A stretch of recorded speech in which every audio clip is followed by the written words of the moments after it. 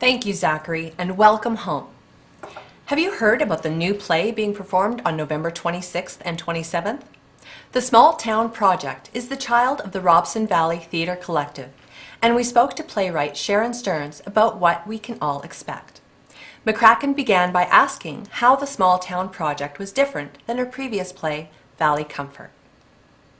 Well, the Valley Comfort was more about, I think, the history of the Robson Valley. Its sub-phrase was a play about you, and you.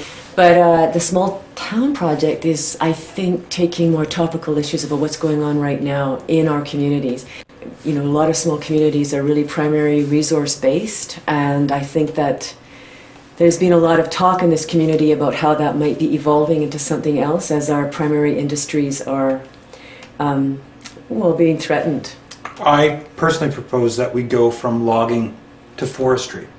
Ah, well, there, that's opening. Are those the kind of changes that you deal with? I think what I'm very character-based, and so the characters that are in this play, I don't talk about themes and I don't talk about issues in kind of a broad political kind of way. I talk about it through what's happening with the characters. For instance, I have a couple in the play that they rely on forestry or logging to make a living, and that's no longer viable anymore. So what are they doing to change that? What other options are they faced with? What challenges are they faced with? There's also a whole other thing that's going on in the play that was really fascinating to me in this last couple of years. There's a lot of, just the whole question of what makes community.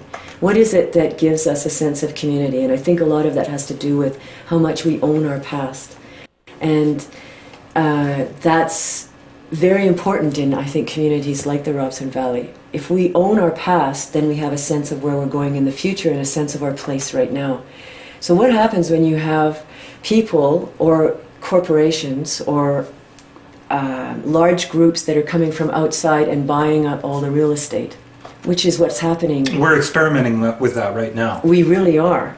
And so what stake do these companies, these people, have in this small community, especially when the places that they're buying up are places that are farmland or was farmland but maybe not so economically viable anymore, or it's forestry land, or it's trapping or hunting places where you can go hunt. And what are they going to do with that land? Right. Are they going to live here?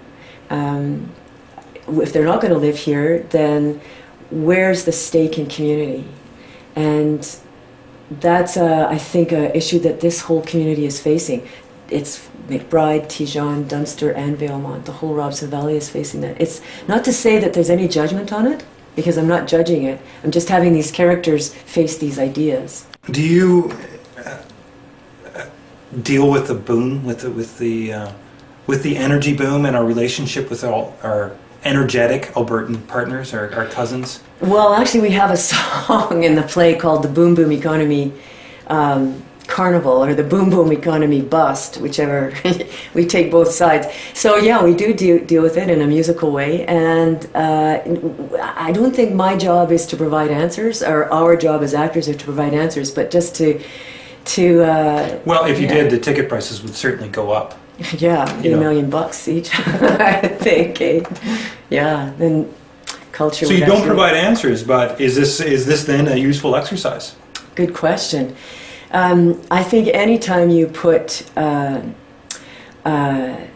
characters on a stage that are dealing with issues that an audience can deal with, to provide a mirror for that audience, you're doing something useful for community. I think that's what my job is as a playwright and as a performer. I love it. I just love working collaboratively. I love the collective creative process. What do people get when they go to the play? What are they going to actually see? I hope they're going to laugh, and I hope they're going to hear some good music, and I hope they're going to see some characters that are going to make them laugh and cry and think about the value of the community that they live in. Pretty lofty ambition. I mean, Yeah, that's my goal, and that's I think the goal of any theater artist. Yeah, it's available at Infinity, and we play November 26th and 27th here in Valemount, and we play December 1st and 2nd in McBride. I think that's very generous of you to play the show in McBride. Why? Well, as I understand it, there's nobody that lives there anymore. It's just sort of hats off to former residents of. Oh, you're going to have to talk to those people in McBride about that, because they're going to... There are still some people there? There's a few people there, yeah, that might... They really hang on tight, don't they? Yeah, and you know, if we don't get enough people in the audience, we can always just sneak a few in from Dunster and Tijon and Valemount. They'll maybe want to come and see it twice. Wow. I don't know. Great show. I think if you want to, have a good time and have a few laughs, but also look at some of the things that are going on in your community from a theatrical point of view, come out and see the show. Right on. Thank you so much for coming. Thank you, Andrew.